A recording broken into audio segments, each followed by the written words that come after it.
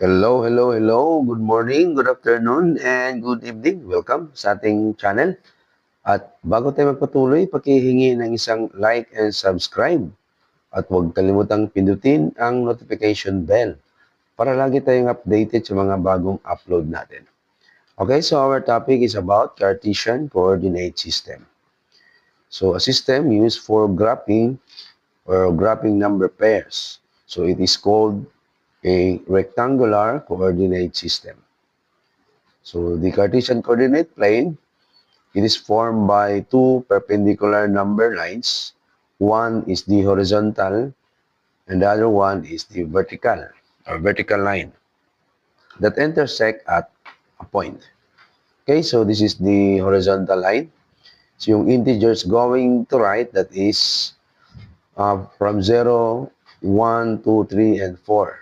That is positive integers. Then going sa left ay mga negative integers. Okay? Then, going up, that is positive integers. Then, going down, that is negative integers. So, ito yung vertical line. Okay? So, the horizontal line, this is the x-axis, and the vertical line is the y-axis. Then, yung 0 dyan, that is point of origin. Okay? So, this is the quadrant 1 and quadrant 2, then quadrant 3, and quadrant 4. Okay, the Cartesian plane has divided into 4 quadrants. Okay, ayan. So, ordered pair or the coordinates. A pair of numbers that is used to represent a point on a Cartesian plane. Okay, so example.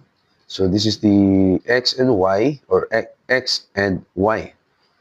The x is the x coordinate and y is x coordinate or the abscissa, and y is the y coordinate or the ordinate.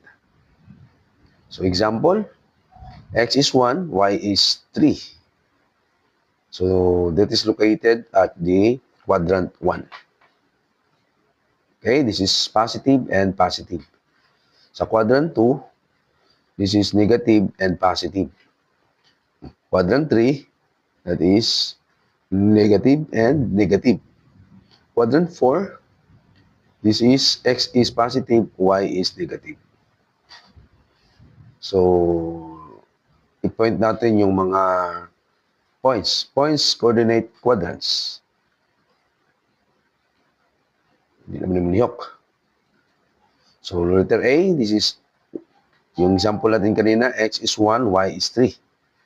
Okay, tingnan natin sa x-axis, sa x, okay, 1, positive 1, then y is positive 3. Yan.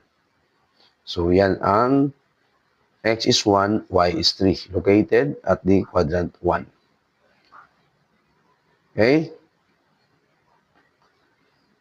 Nasa quadrant 1 siya. Next, letter B, x is negative 3, y is 2. So, tingnan natin yung x is negative 3. Ayan. Then, y is positive 2. Ayan. So, makikita natin yan kapag i-plot natin yung point nasa quadrant 2. Okay? Next, we have letter C. X is 1, y is negative 2. Positive 1 yung x, y is negative 2. Ayan. So, yan ang letter C. X is 1, y is negative 2. So, located at quadrant 4. Letter D, x is 4, y is 4. Or y is negative 4. Sorry. X is negative 4, y is negative 4. Ayan. So, negative 4 ang x, then y is also negative 4. So, sa baba. Ayan. Yan ang letter D, located at quadrant 3. Nasa quadrant 3 siya. Okay? Letter E, x is 4, y is negative 2.5. So, x is positive 4, doon. Then, y is negative 2.5. Nasa kalagitnaan ng negative 2 at saka negative 3. Ayan. So, yan ang letter E. Nasa quadrant 4. Okay? So, letter F. X is 3, y is 0. X is positive 3, nasa, ayan. Then y is 0. Okay, yan ang letter F. So, x is 3, y is 0. Nasa x-axis ang location niya. Letter G, x is 0, y is negative 1. So, nandyan yung 0 sa vertical line, sa gitna. Then, yung y is negative 1. Ayan. Yan ang letter G. So, ang location niya, y-axis. So, what about letter H? X is 0, y is 0. Nasa point of origin, nasa gitna. Okay? So, yung location is origin or point of origin. Okay? So, exercise letter A tayo. Point coordinates location. So, x is 1, x is negative 1, y is 2. Ayan. Okay? Quadrant 2. Letter B, x is 5, y is 3. Is positive 5, y is positive 3.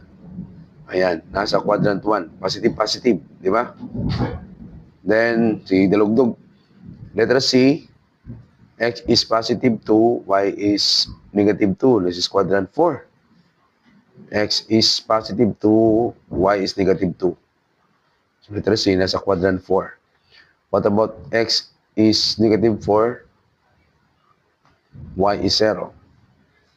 Ayan. So, nasa x-axis. Letter E, x is negative 1.5. Nasa kalagitnaan ng negative 1 at negative 2. So, x-axis. Okay? Then, y is negative 4. Nasa baba. Okay? So, located sa quadrant 3. And last is letter F. X is 0. Y is 3. Nasa y-axis. Okay, so ayan na po yung mga examples natin. So, yung activity na lang natin yan sa ating one half sheet of paper. Okay, so yan na po yung topic natin at maraming salamat sa panonood at pakikinig.